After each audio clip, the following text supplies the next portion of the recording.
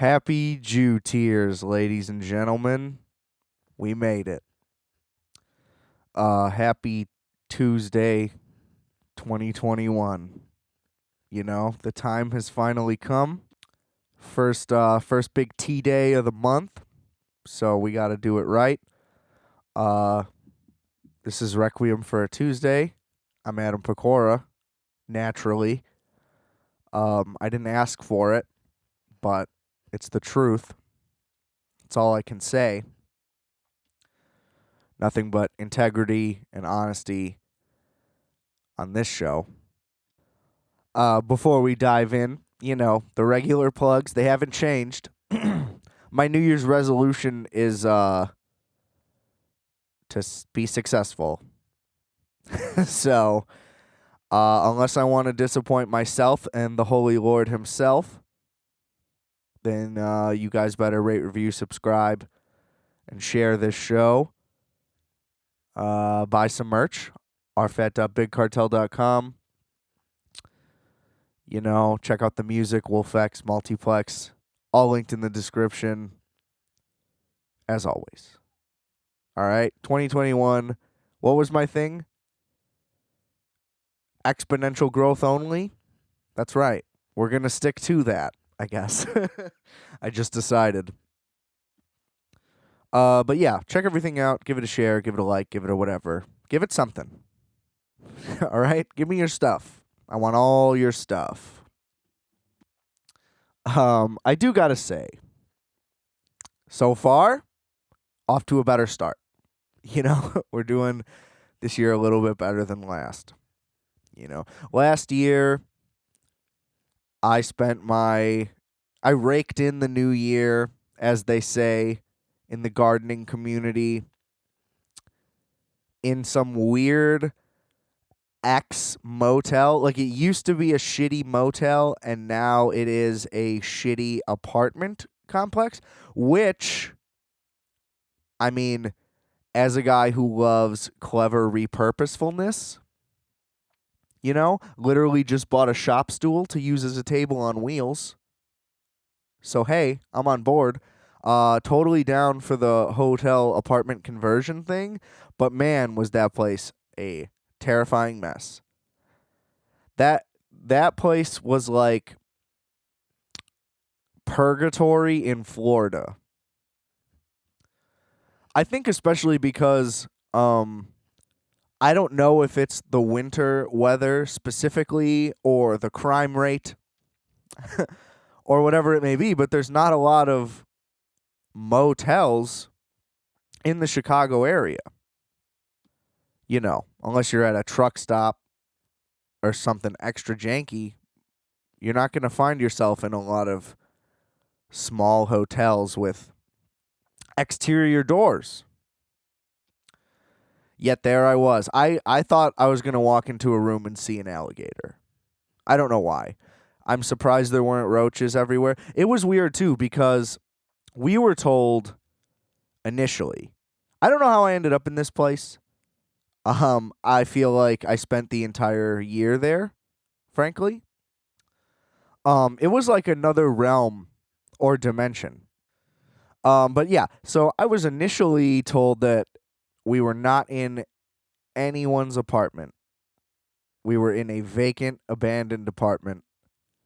But somebody lived in one of the apartments. So they may have been the only person in the entire building. I don't know who lived what, where. There were people just in and out of every room in this entire complex. And it felt seedy. I was waiting for people to do heroin. They did not, that I am aware of. It was like the equivalent of a tent city, but indoors. It's like what outdoor dining is considered now. There was a room that had just a couch and a lamp in it.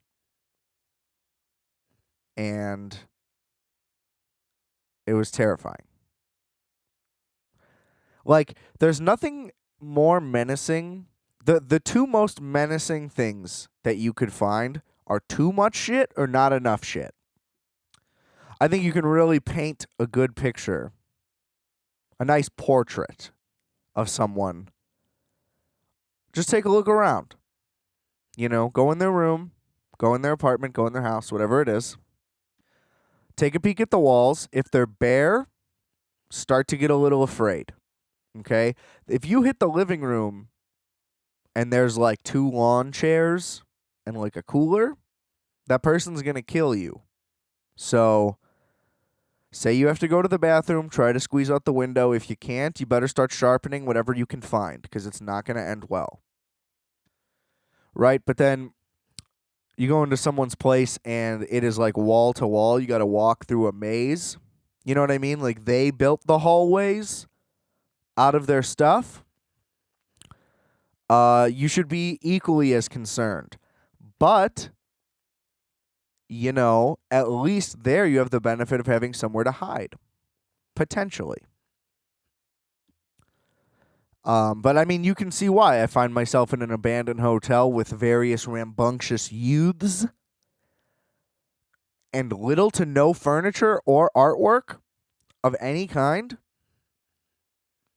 I was like, bro, I'm walking out of here. But it was already too late. We had already transported into whatever reality we're in now that really seems to want to keep going. So we'll see. Might just be the sequel to the prior year. And we all know, I mean, I was going to say 9 times out of 10, but it's more like 999 times out of 1,000. The sequel's always worse. Sorry. Get ready. Better buckle up. Tighten your belt.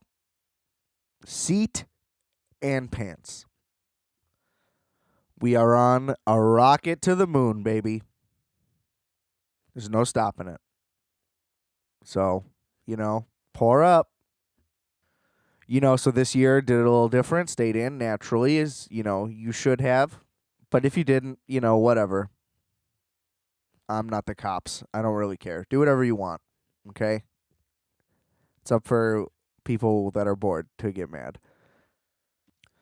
Got a nice German...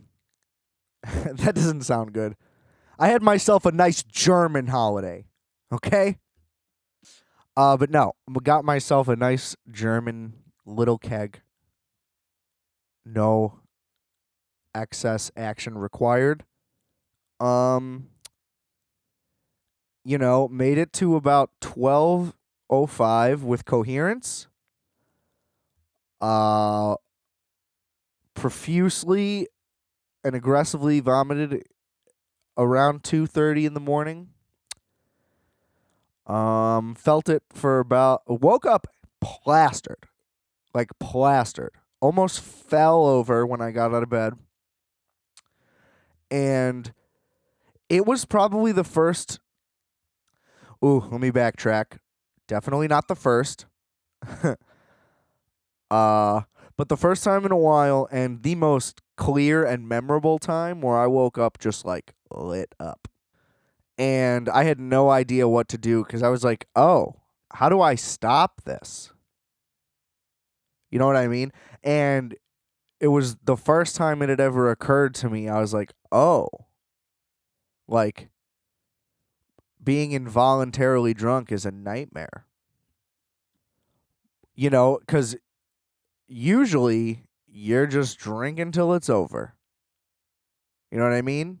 End of the night, you're sleeping, you wake up, it's over.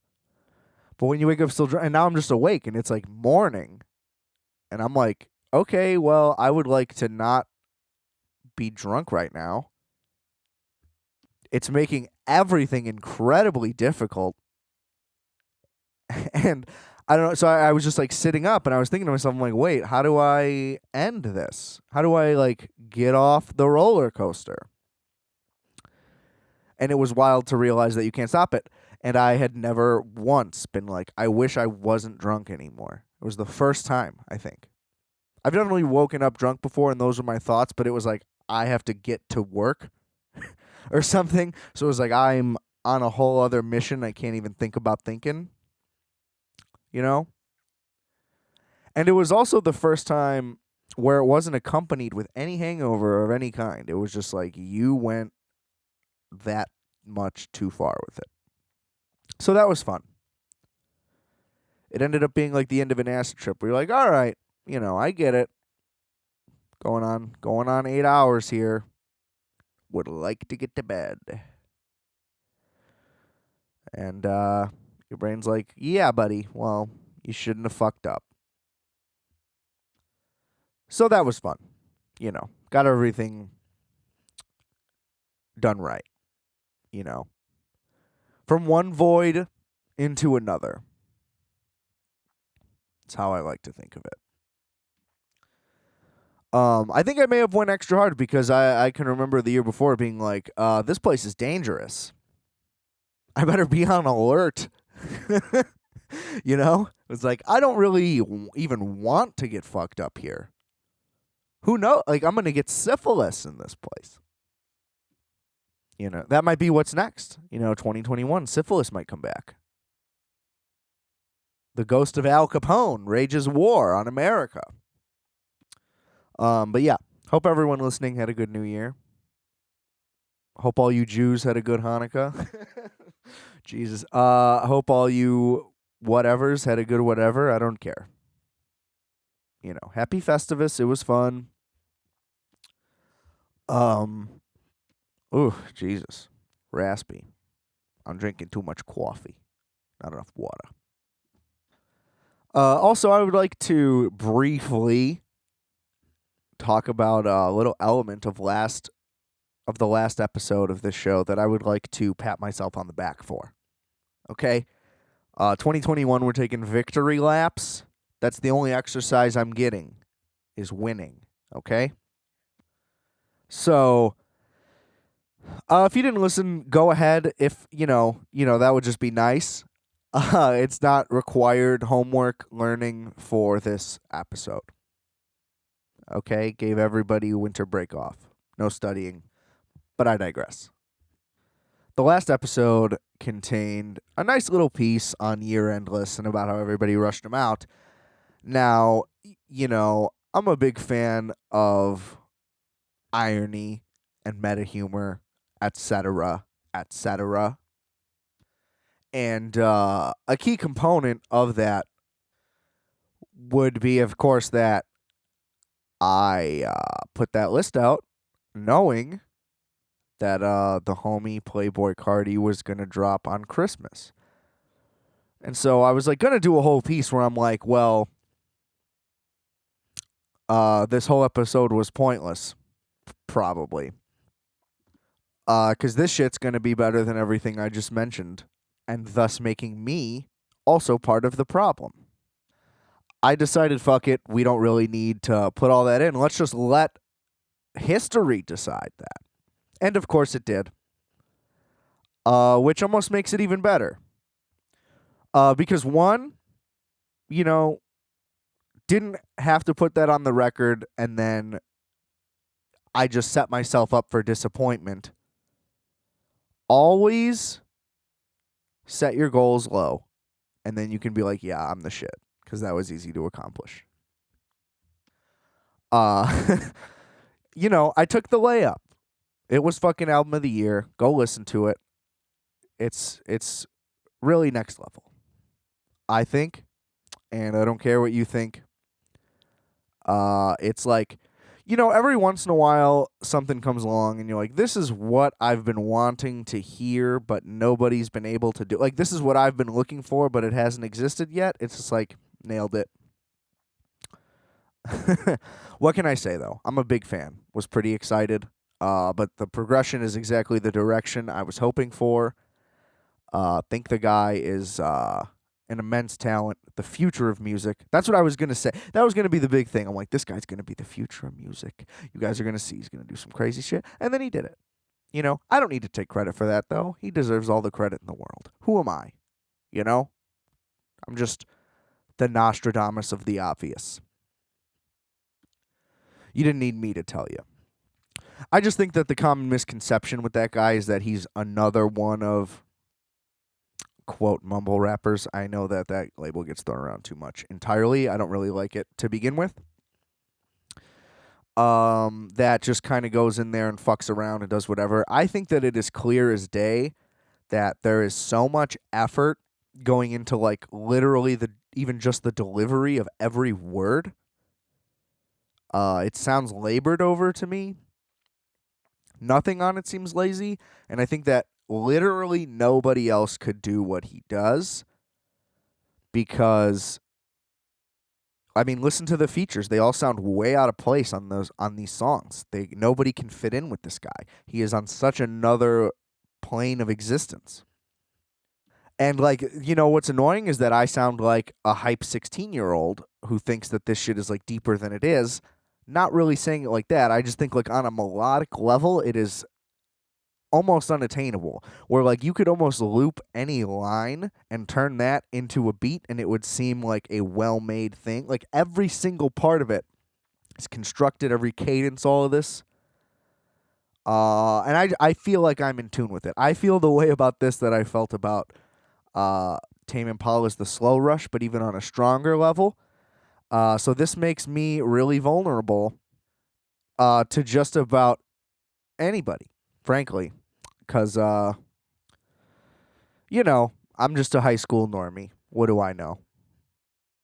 But, had to mention it because album of the year. So Edit the Rankings came in at the last second and crushed it, Number one debut also, congratulations. Because, you know what's funny? My top two albums listened to in 2020 were both 2018, and they could not be more opposite. I had Some Rap Songs by Earl, and I had Die Lit by Playboi Carti. It was like, I'm either happy or sad, and we're going 100 miles an hour with it. Now, also having said that, I don't even find Some Rap Songs to be that sad anymore. It's just like bars to me. But whatever. That's a whole other conversation. I'm in a coupe with a cutter. Yeah, sipping on what? Yikes.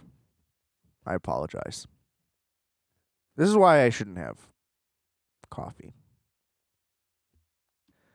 It's not even like an energy thing, because it's like you could just like lift your knees a little bit and give yourself some energy,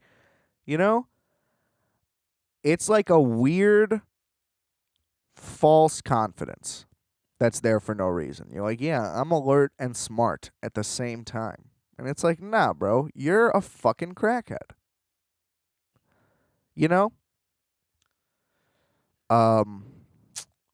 But anyway, like, I would also just like to add a lesson for anyone. Like, if you have the opportunity to work with anyone in high fashion and or Kanye West, you should probably do it, and your album will probably be pretty good.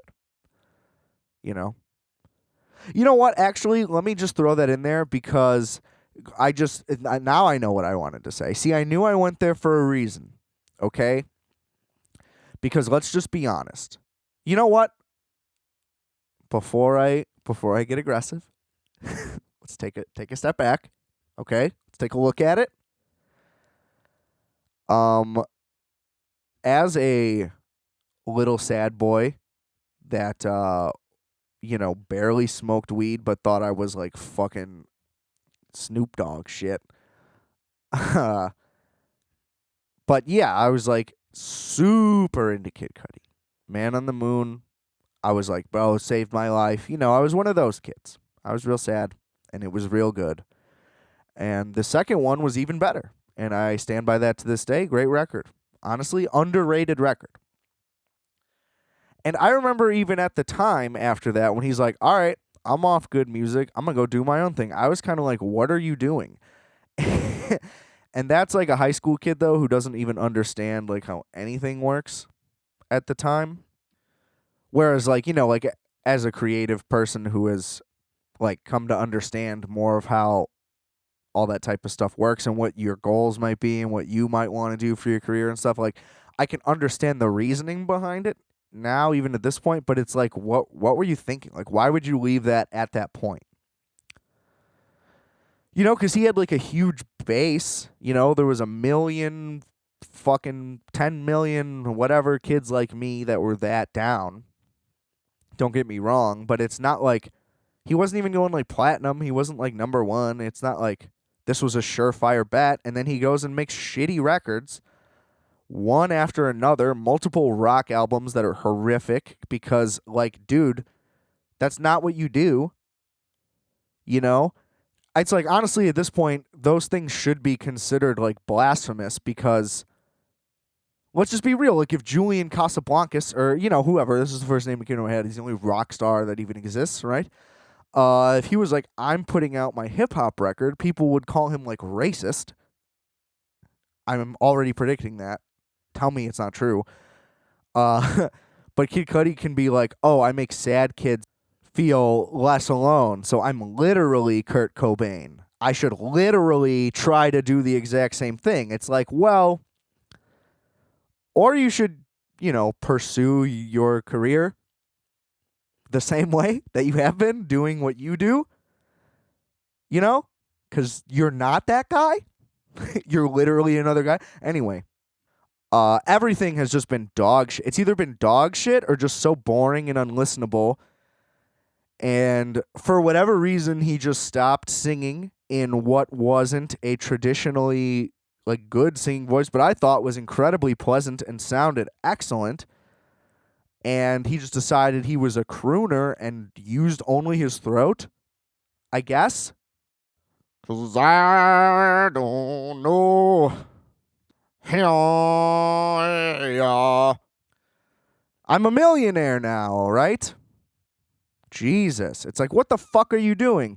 And then I'm getting there. Now we're circling all the way back. So I was in, right? I was in. You know, I even like talked myself into liking Wizard when it came out. Shit, I talked myself into liking Rebirth when it came out because I was that big into Lil Wayne at one point, you know? Then at one point hated him. It got complicated. But, you know, talking myself and all this, and then Indica comes out and it's like dog shit. He's like, I'm going to produce the whole record. It's like, dude, this isn't what you do.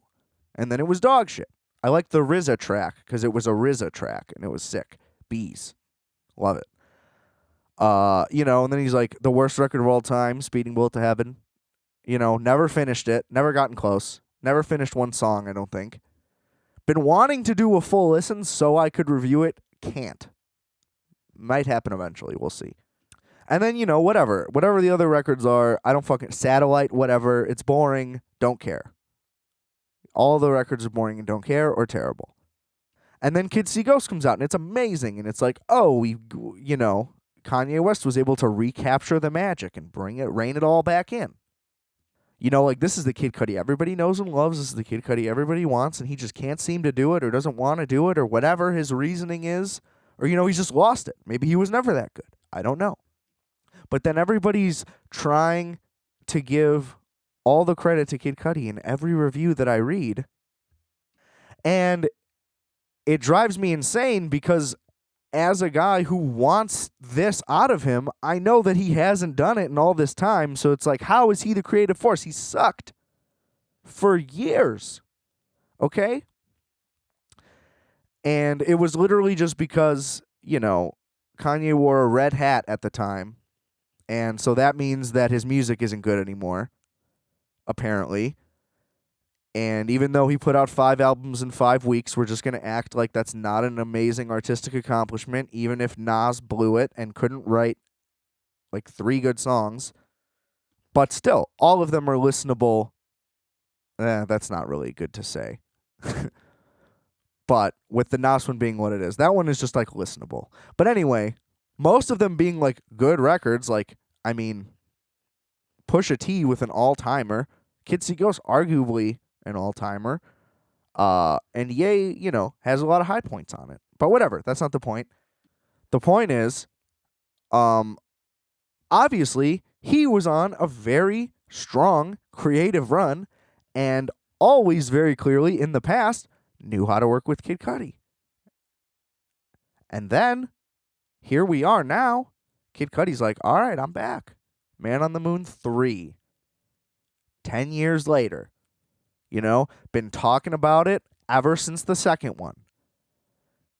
And I had previously mentioned the word blasphemy. Let's throw it right back out there. You've got to be fucking kidding me. Like, don't do it. Just don't do it.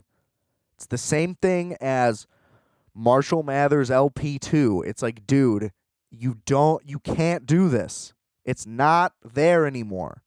You know what I mean? You don't have the same thing. This is not a sequel to that. This is something completely different. You're different. You're not good anymore. You know what I mean? Like, you have completely changed your style in so many different ways that, like, we can't even try to act like you're the same guy, let alone that this is a sequel record. It's not even a spiritual successor. And it's bullshit. It's just like, I'm just going to make a boring, dull Travis Scott record, which is what a Travis Scott record is at this point. And it's using... I don't think... Okay, here's the thing. I'll be honest. I don't think that he was using the name as a cash grab, because he could have done that at any point, especially after career lows, and he chose to do it now. And I think that he just doesn't have it anymore. And, he's like, I'm going to bring back Plain Pat and Emil and whatever. And it's just like, that magic isn't there anymore. You fucked up by not doing that 4 records ago, 3 records ago, 2 records ago. You know what I mean? It's too late. You're way too far removed from it. And it's dog shit. And the annoying thing is that very clearly other people know how to use him. Like Kanye West knows how to use him. He should have been the executive producer of Man on the Moon 3. But he wasn't. But he was on Whole Lotta Red, which was great. And in which, Kid Cudi's feature sucks because he doesn't really say anything. Like the words mean nothing. But he kind of holds his own and kind of fits in with the track, but he's sampled really well in the track. And my point is just that other people clearly know how to use him for the best qualities he has. And he doesn't. It's just like, it's weird that you can listen to Kids See Ghosts or that Metamorphosis and be like, wow, there he is. That's Kid Cudi. And I don't know. It's just sad. It's just sad. Other people know how to use him better than he knows how to use himself. And that's crazy. And also, like I said, nobody can really fit in on a Carti feature. Like Kanye, they're just like, let's just completely have him do a separate song. And then we'll just have Carti do something at the end. We can't even try to mesh this. But that's my Kid Cudi gripe. Stop. If you really still think that he's the reason Kids See Ghosts is as good as it was, you're an idiot. Because it's bullshit. I don't know. I don't know if I've even done my Kid Cudi rant on here before. So I'm glad we got that out of the way. If it has been done, if it hasn't, I don't care. It's cemented now, as far as I'm concerned. I've been out for a long time, but it's just like, he is Eminem on a career trajectory. It's like, man, unreal shit at the beginning. Now, that's even giving him too much credit, because Eminem's first 2, but really 3 records are nuts.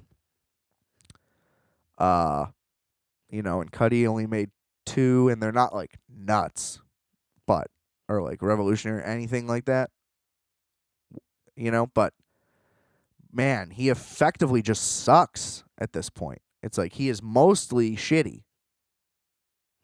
So, I don't know. But I mean, I get why he's still everybody reps him and shit, because everybody in the game now was my age when he came out. So they were like, yeah, those first 2 records, they're great. But he has way too much respect, frankly. Way too much clout. That he is considered an OG and a legend and shit. That's pretty insane. But I don't know. The music game isn't like the NFL. It's not a what have you done for me lately thing, which I think it should be. We need to start grilling these motherfuckers, because I don't want any more Kid Cudi. It's just going to keep tarnishing it. You know what I mean? Stop giving him millions of dollars to make these shitty albums that nobody likes. Stop telling yourself you like it. You just like him from the past. Okay, we're done. Moving on. We're tackling all the hot topics today, ladies and gentlemen. You know, it's 2021. It's a new year. It's a new me. It's the same me. Better show. Whatever. So I know that I'm a little late on this, but that's okay. I feel like it's an ongoing, relevant thing. I finally watched The Vow on HBO. Now, first things first, not a good show. Okay? And really just what I mean by that is like way too long for no reason. The last like 3 episodes, effectively nothing happens and there's no new information. They like really, really dragged it out. And I was like waiting for some big reveal or something to happen. I don't know. And look, I get it. You want to toot these people's horns because they're like survivors and whatever. But it just didn't. We didn't need that much of it. I'm sorry. If you're not aware of The Vow, by the way, it is the docu-series on the Nexium cult. Great cult, 21st century cult. We all thought it would never happen. How can you be in a cult anymore? You know? What are you, stupid? Well, the answer is yes. They're always stupid. I don't give a fuck what anybody says. You're a fucking dumb fuck. Especially for this one. Okay? So, basically, this guy had the most modern and sci-fi-esque, like, honestly, this would have been a great movie idea. The fact that it's real is like mind-boggling to me. So I was always interested in watching the show, but I was kind of like, man, do I really want to get this sad? Because I was expecting this to be like a devastating, hard-hitting thing that has a lot of just really graphic, brutal, like miserable, horrific stories. And while like the stories aren't great, you know, don't get me wrong, it's not like this is a lighthearted romp. It wasn't that bad to deal with. Mostly again because I thought everyone was just a fucking idiot, so I didn't feel as bad for them, frankly. But also it's just endlessly fascinating. And also, since like the people who were involved tell the story, I feel like they didn't want it to be like as, you know, negative or harsh on them. So they kind of, you know, probably did leave out some things. Maybe, I don't know. That's a weird speculation to make. But I don't know. Maybe I have a high threshold for what I can watch. But I think that if you're like comfortable with even like America's Most Wanted, you'd be able to watch this. I think America's Most Wanted is pretty tough, to be honest, because they're like, this guy, you know, stabs people in the brain at gas stations. He's on the loose. It's like, oh, that's comforting. I remember once when I was a little kid, saw an episode of Unsolved Mysteries. I was maybe 7. It was about a father who murdered his family. So every night when my dad got home from work, he got home like after 10 o'clock. I was usually already in bed, you know, good little boy. Just kidding. But I was. I'd be petrified of him coming home and murdering me. And I once told my sister's friend, and she was like, you think your dad would murder you? And I was like, no, probably not. And she's like, well, then what are you worried about? And I was like, oh, good logic. And, you know, I wish my anxiety worked like that to this day, where I could just be like, oh, man, you're a fucking moron, relax. And I'd be like, yeah, you know, I guess so. Good point. I can acknowledge the point, but then the anxiety fights back. It's tough. But yeah, I was like 7. I was like, my dad's going to kill me. I also used to, when I would turn off the light and sprint up the stairs, you know, like every kid did, I would basically clock myself And by that I mean like time myself. I wouldn't like turn off the light and punch myself in the face. Although that would be a fun routine. But I would sprint as if someone was chasing me, and I always imagined that someone was Michael Jackson. Like as a little kid, it was fun. I was like, I turn off the light and I would get all giddy and giggly, and I'd be like, "Oh, run, run, run! Michael Jackson's gonna catch me." Just to me, just me to myself. You know. So that was also what was weird for me when everybody brought back the like, should we cancel Michael Jackson thing when that docuseries came out. See, that one I won't watch for that reason, because that's like, I don't want to hear about that. That's like probably too much for me to handle. And that's kind of what I was expecting in the vow.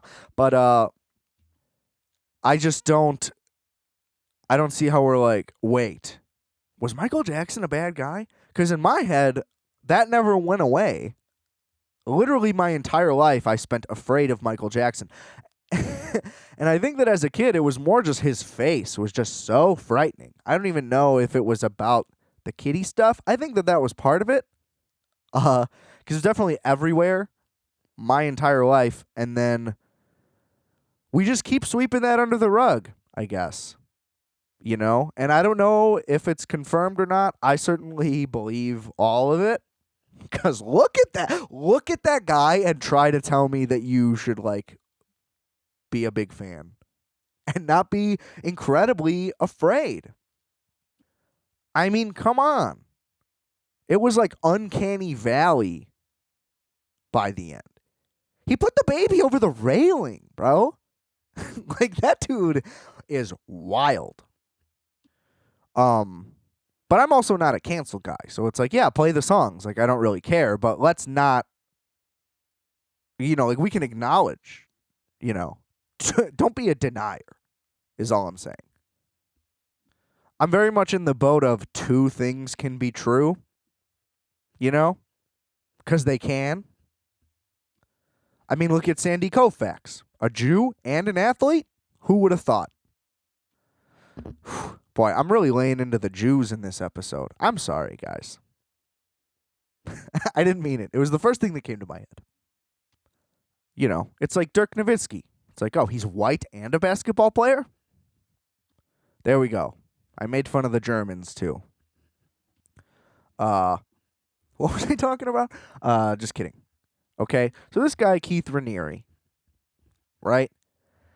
He starts a shitty pyramid scheme company that they didn't really go into, which kind of bothered me. Like, this thing was too sparse on the details, and I guess I get not wanting it to just be like a bio on this guy. Because it's like not if you're making it about the guy, then he almost wins a little bit more. So I do get it. But I think that if you want it to be an accurate and informative docuseries, then it would really just benefit from the full story. And I don't know, it kind of felt like they tiptoed around a lot of parts of it. Maybe they didn't know a lot of parts of it, I guess. But it certainly seemed like this guy was so narcissistic that he has told everyone everything. But I mean, who knows? And I know that there's also like fucking like many productions about this story, so maybe there's more info and more details and other things. Again, just expected a little more out of HBO. But yeah, he starts some pyramid scheme, and it's like going really well, I guess, because they all did. Everybody was just on cocaine and spending money. I don't really understand how everybody just got away with everything all the time in the 80s, but it's pretty annoying. I have yet to come up with a successful gambit or scheme that will manipulate people or systems into making me a lot of cash. But it really just seemed like anyone can do it, because overall it seems like this guy is not that smart. Because obviously if he was, he would have just started a real company. But the pyramid scheme topples over, as they all do. It's crazy to me that anyone falls for it ever. But it just keeps happening. I think it, like, basically if you join a pyramid scheme, a timeshare, or a cult, you're an idiot. It's literally like the most common thing that you see get made fun of on a sitcom or any comedian, like timeshare jokes are the easiest jokes ever. So are pyramid scheme jokes. It's the same thing. And cults are the same thing. So this guy's like, the easiest way to get him in, let's just rope all the idiots. Last podcast on the left did a great, they do great everything, but they did a great thing on the, what are they called? Heaven's Gate cult, which is like one of my favorites, if not my favorite, because wow. Shout out to I Love the 90s yet again. And they did a great portrait on like the type of people that start them and the top type of people that join them and like the psychology behind that. And I think that helped me enjoy the vow a whole lot more because I had a better perspective and understanding of the whole thing. To be honest, like without that info or like schema, it probably would have been underwhelming, and I probably would have thought these people were even more stupid than they were. Because it just doesn't make any sense why they would do this. So, anyway, I'm going to loop back to that because I keep just kind of not saying it. Because I haven't described the rest yet. I just can't accept it. Why would you do this? Anyway, so that fails, and then he meets some like hypnosis therapist lady who is terrifying. This lady is so scary, and they film these like trippy videos that are hypnosis tapes, and it is straight up something out of Get Out. It's like she's trying to take you to the sunken place. She's a very scary woman, and the videos are like terrifying. They look like Heaven's Gate shit, those weird videos that guy had. It's like Lynchian horror. And they're all supposed to be these like motivational tools, and it's like, to me it was clear the second it came on that she was like trying to hypnotize people, and they didn't even realize that she was a hypnosis expert yet. But anyway, like the company is Nexium, spelled all stupid for no reason because the guy's a fucking idiot and pretentious and a narcissist. But it's all just like self-help garbage. So there's your lesson number 1. If you need to go to that, you're a fucking moron. Especially in a post-internet time. Google it. Now, in all fairness, this shit started like before that. But a lot of it continued through like 2018. So people just kept coming for more. So they turned this fucking bullshit motivational speaking thing, people paying thousands of dollars for seminars, and they just keep building and building and building on it until there's like a million levels and layers, and now there's like offshoot companies, and it's just like this corporation with like a million different things that they like quote unquote do, but they don't really do anything ever. Like they all just like keep taking money from the people that join and then just create more things for more people to join and do, but they never actually do anything because they're always self-contained, if that makes any sense. Right? So it's like if you're a production company within Nexium, all you do is produce things that go to other Nexium things and then are only seen by other members. So they effectively built like a secret society of content, and the entire time nobody noticed that nobody knew what they were doing. And it just kept working, and they just kept recruiting more and more people, and they made all of these people work and work and work basically for free with just the hopes of getting paid to do it, with the hopes of getting like a sash to show your status. And they all thought they were changing the world and being like positive people, yet all of their work was like self-contained as far as I can tell. It's definitely how the show made it seem. And again, clear as day that you're not accomplishing anything. And also, who would work that hard for free for that long? These people were putting in, they said like 16 hours a day for like multiple years for like no money. And they just kept talking about how this guy was this like visionary genius. And they would show, he was like obviously being filmed the whole time because he was just like, I'm the greatest. And he would just go on these rants of nonsense, and everybody would just look at him and be like, whoa. It was like a dude with shirtless with an acoustic guitar on a fucking quad at Yale. Maybe not even Yale, because there's smart people there. You know what I mean? At just some dumb fuck regular state school, and there's a bunch of girls that can't handle it. And you're like, this guy's a douchebag. And he's crushing it for now.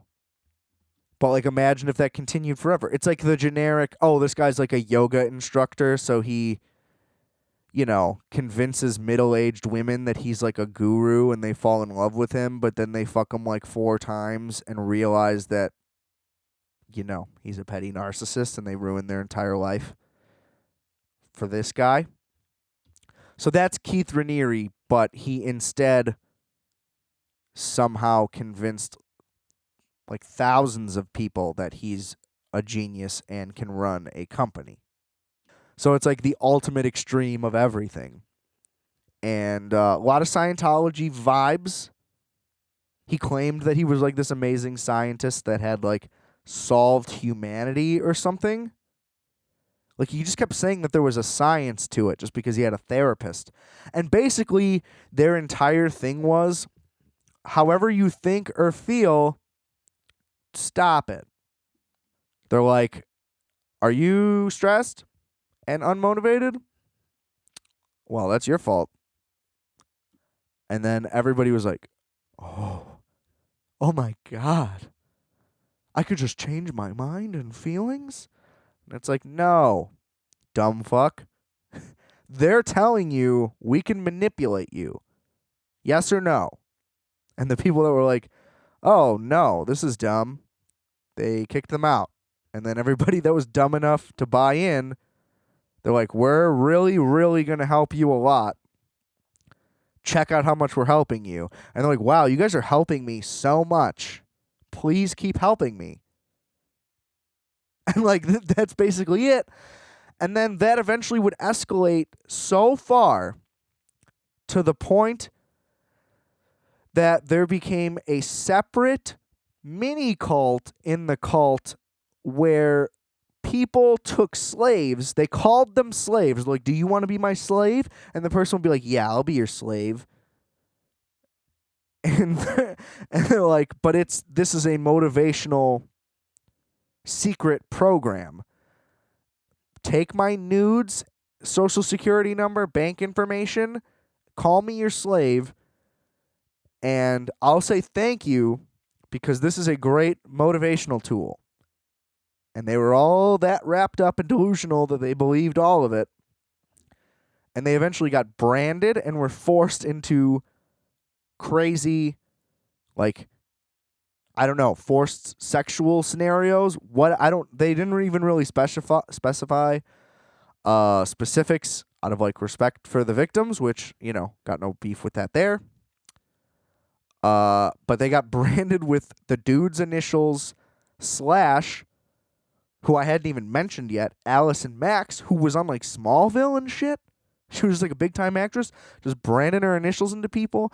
Now, they also didn't really explain, is she like also a crazy narcissist lady, or did this guy brainwash her into it? I wasn't really clear on that. Kind of seemed like she was a monster as well, frankly. You know, if you're choosing to brand your initials, kind of seems like you're beyond brainwash and you're kind of just sold on it. But I mean, it seemed like the lady doing the videos was the most evil, frankly, just because those videos, haunting. But then they just kept showing clips of the dude just being like a douchebag too, like all the time, and being like a fucking idiot, and like nobody noticed. And it wasn't until many, many, many people had been branded that somebody was like, wait a second, is this crazy? And it just escalated beyond belief. And that's what eventually brought them down, and it still almost didn't because it was technically all with consent. Like, they almost had a loophole to allow themselves to literally keep people they call as slaves via blackmail and brand them. And the FBI was like, yeah, totally legal. Crazy. That was the craziest part, that it was like, it almost didn't even get shut down. And everybody was totally on board the whole time. Apparently, there are people that are still repping this dude. Like, nah, he's a genius for real. It's crazy. But I guess he's in prison, and they tease that season 2 will, like, interview with him. Which I don't think will go very well. Personally. Not if the people that left the cult that made the show are going to interview him. They'll get sucked right back in. It's just crazy. They believed everything he said. It reminded me a lot of The Master. But obviously The Master was better, you know. But it had a lot of the same vibes. He was basically like, I have a great science. I'm going to fix your life. Give me your money. And then whenever somebody was like, bro, there's a bunch of gaping flaws in all this, he would just shut them down and, like, fuck them up. And that was the other thing that I learned, you know, a lot of the tactics and stuff that these people use and all of that. Like, I was familiar with it enough that, like, all of it made sense, like the grooming and whatever. And, like, really just, like, the level to which he went to do it is crazy. Like, depraving people asleep and all this stuff. It has a lot of parallels with even Heaven's Gate. They were doing, like, a crazy amount of labor as well. And that's really the biggest thing. Like, you deprive people of sleep and just work them. You can kind of make them do anything. And that's kind of what it felt like to work at Amazon, which is a whole conversation for another time. Because, boy, is that a shit show of a place to be on all fronts. Unless you're in the office, of course, then it's great. But talk about a propaganda manipulation machine that doesn't work unless you're a fucking moron. Look, overall, I'm going to kind of backtrack on what I said, okay? Because it's not don't watch the show. I think you should watch the show. Because there were, like, multiple famous people caught up in it. There was also an arc with an actress, you know, like a B-level actress from the 80s whose daughter was in it and, like, was so in it that she was, like, pissed at her mom, which is hilarious. But I mean, I guess that's what being in it is. But they, like, couldn't get her out. There's a lot of interesting dynamics and layers and stories. It just went on too long. So maybe watch some of it. Don't watch all of it. I don't know. Maybe you really like it and you want to get... I honestly was going to stop after, like, episode 6. And then I was like, maybe there's more. And there was just never more. But it's like, I'll get to the end. I got to see where this goes. But it's worth at least just getting the info on. It's really crazy that the whole thing even happened. So, like, just listening to people tell it and just being like, holy shit, I can't even process that this happened and, like, basically is happening. Like, it got shut down, like, a year ago or 2 years ago, whatever. Just crazy. And it's like, that's totally what a modern cult would be. Shout out to my friend Ryan, Modern Cults. Go check out his music. But that's what a modern cult would be. He was on, he's in Lenny. There's a Lenny interview. Go listen to that episode. Sorry, had to double my plug up there. But it would be a giant corporation, you know, disguising itself. I love it. Like, that would have been a great movie. If it was purely fictional and someone did it well, the corporation that's a cult, love it. That's a great, like, dystopian horror or whatever. However you want to do it. I'm in. But in a reality thing, pretty rough. Now, on the bright side, I don't think anybody died as a result. Oh, actually, sorry. Already insensitive. I was like, oh, you know, it's not that bad. A couple people did, you know, they voluntarily. Rest in peace. It's very sad. Yikes. Sorry. But there wasn't like murders. So that's good. But no, I mean, a lot of rough stuff happened. That's terrible. But they don't really talk about it as much. Not good. Not a good plug. Not a good way to end it. We're we're in rough territory here. Diving out. Whew. But check it out. Anyway, at least, read the Wikipedia on it. Might get you interested in the show because Jesus Christ. To me, that is like as fascinating as a story could get. I think cults are beyond interesting because I just could never get wrapped up in that. I am so like weirdly doubtful, but also just like, I don't know. I think I'm smart.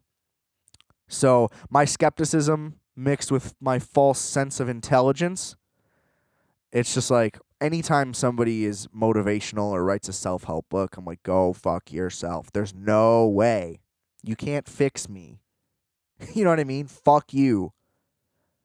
And so I don't know. Just blows my mind. And it's time for Sports Corner. Because we got to pivot. We got to pivot hard. First Sports Corner of 2021. Real quick, just want to say the Bears fell ass backwards into the playoffs. Not thrilled. They're probably going to get fucking slaughtered. It took Kyler Murray getting injured, although, the Rams might have beat the Cardinals anyway, even with a backup. Jared Goff's not great. And that defense is so good. Who knows? I mean, they literally only scored 7 because of that guy fucking up and throwing a pick right at the beginning. So, I mean, the defense came to play. But the Bears fell ass backwards in. Listen, they did play the Packers very well into the fourth quarter. That fourth down call was awful.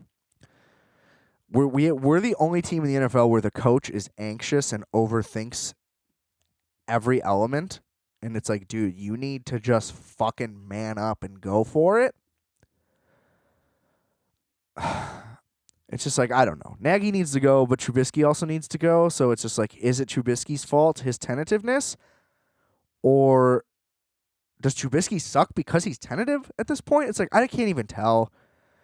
It's just like, fucking run it up the gut. Do a sneak, man. Like, somebody just fucking, I don't know. Nobody, there's no confidence in anybody except Allen Robinson on the whole team, pretty much.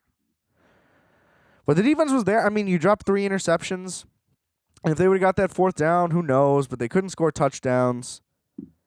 And not getting that fourth down was the end of the game. But we played them well enough that it's like, we could maybe beat the Saints. We took them to overtime already. And they were better at the time. But their defense is so good. I think we're just going to get fucking destroyed. Especially with Mitch. That's the thing. It's just like, you look at his numbers, and it's like, yeah, he's athletic, but it's like he's not smart or confident enough to do anything when it matters, ever. Like, he has to have been given just the most easy dime you could imagine. Like, the easiest play, the easiest read. And if it's not there, he's not going to make the play.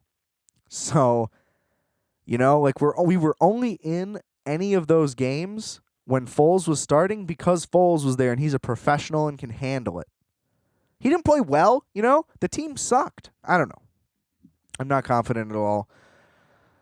But we did play pretty well for most of the game, so, like, that's comforting. But it's like, to be 8-8 again, and we only got in because the playoffs are expanded this year. Not thrilled about it. I'm just not thrilled about it, But, I mean, I also, the Packers are just so good, and Aaron Rodgers is so good. They really can just do whatever they want at all times. And I really hope they don't win the Super Bowl. And I don't think that they will. I don't know why. I don't really have a good reason. I just don't feel it. It just doesn't seem like they could do it. Honestly, it feels like the Bills are going to win the Super Bowl because they just fucking blew out the Dolphins with backups. The Dolphins were like trying to make the playoffs. But it's hard to bet against Mahomes. Who knows? I never like when a team sits their starters, though. Play them at least a little. Play them a quarter. I get when you like they literally had nothing to play for, but like you already have a bye coming up, and it's Mahomes, so it's different. You know, he'll be fine, I'm sure. Maybe, but it wouldn't shock me if they lose their first game or in the title game. The Bills are they're fun. And the Bucks look great. They've been playing shitty teams, but I think they're all on the same page. I would love to see Bucks Bills. It would just be fun for Tom to get one again. I don't know. I don't really care. The Bears aren't going to win. That's all I know. Like, I'm just too downtrodden to really be excited about it. It's like we limped fucking backwards in. It's just not. It's not anything to be thrilled about. I'll do first round matchup picks just to have a thing to talk about, and then we'll get out of here. So, wild card Saturday, Colts Bills. I'm gonna take Bills. Just based on what I just said. I would not be shocked if the Colts somehow won that game, though. Their defense and offensive line are both so good that they technically probably could beat any team on the right day. But I don't see the Bills losing. There's too much hype, too much energy. Josh Allen is unbelievable. So that would be great. Should be a good game. Is what I meant. Rams Seahawks, a nice rematch. Look, the Seattle's going to win. I know how good the Rams D would have to win the game for them again, which could happen. It would not be shocking. Again, another one that wouldn't shock me. But I just don't see Russ taking an L to the Rams with or without Jared Goff, because Jared Goff sucks. So that's pretty much just why. Their offense kind of sucks. Fuck them. Not a Rams guy. Don't like them. Bucks Washington, no question. That's the Bucks. Stop putting Washington on at night. I don't want to watch them. I guess though for the playoffs, they're not doubling up any games, so you'd have to watch no matter what. But still, I get it. It's Tom Brady, but like they're probably gonna blow them the fuck out. Because I mean, even if Washington's D steps up, their offense is so bad, they're not going to be able to do anything against the Bucs D. So, like, best case scenario for Washington is that this game is horrific, period. So, no thank you. But that's Bucs. Let me go to Sunday. The Bears Saints. I think it's going to be a fucking nightmare, frankly. Because, I mean, it's the playoffs. They're not going to fuck around. And our only hope is that Kamara doesn't play. But, they beat up on the Panthers with no fucking running backs at all. We're better than the Panthers. Not on offense. So, I think that's going to be a fucking shit show. To be honest, I was going to say, but I could see us winning. Technically, I guess, like it's the playoffs. You could see anybody winning at any time, but this one, literally, no. I think Washington is probably more likely to beat the Bucs, and that's like a 1% chance. I'm just down on it. I thought I would be excited no matter what if we made it, but we didn't make it. As far as I'm concerned, like we didn't even make it. Who fucking cares? That's where I'm at. Give me either the BYU guy or the North Dakota State guy, and I'll be happy. We need to get one of those two guys, or it's a fucking disaster. I don't know who's a free agent, though. We need to get somebody. That's all I'm saying. And also, I just want to say, let's give Nick Foles to the Colts. And that'll be a good succession. Right? Because isn't that really the magic combo? Is Frank Reich and Nick Foles? Wouldn't he rather have Nick Foles than Carson Wentz at this point, the way Carson Wentz is acting? Anyway, I don't know. I just think with a good O-line, like, we could use Nick Foles. It's just crazy to me that people, like, don't see it. It's like if you watch the games, you can better... I don't know. We're looking at different stuff. Whatever. I don't care. The Bears are going to lose. I'm just mad, like always. That's why it always turns into this. It always turns into this every fucking week. I don't even know why I do the segment anymore. I just keep getting more and more angry. Listen, if the Bears beat the fucking Saints, you better believe that I will be so far back in that you'll think that the next episode is by another guy. So just be prepared for that. Ravens Titans. I'm gonna take the Titans because Lamar Jackson is not good at throwing. Period. Point blank. And you know, keep running for 1,000 yards a year. Absolutely amazing. Love to watch it. But if that passing game like never improves, it's just getting worse. If it doesn't get better, his career is not going to last, and he's eventually not going to be able to run as much. So there's that. But I don't even mean it from like a health standpoint. It's just like the Ravens are just going to start losing. You know, they did a great job coming up with a new attack, but they're just going to be Michael Vick and the Falcons pretty soon. You know what I mean? The talent level's going to, you know what I mean? Everything's going to drop off. They kind of they're built to win right now. And I don't think they can. They lost to the Titans last year in the playoffs. I've been saying it all year that I think the Titans are a Super Bowl contender legitimately. I'm taking them. Derrick Henry ran for 2K. They're like, he needs 230 yards. Can he do it? Of course he can do it. Of course he did it. Love that team. Love A.J. Brown. They're awesome. I honestly hope, I don't even know how the brackets work, but I hope Titans-Bills championship game if possible. I hope they play each other, period. That'll be a blast. I want either the Titans or the Bills to make the Super Bowl from the AFC. And NFC, since it's not going to be the Bears, I'm really only rooting for the Bucks. I don't fucking like any other team that's in the playoffs. So, that sucks. Brown Steelers, I really don't give a fuck about that at all. That's going to be horrible. I'll probably take the Steelers just because they've been to the playoffs before, and Baker Mayfield will probably throw 3 interceptions on like 12 pass attempts. But love me a good dual running back scenario, and wow.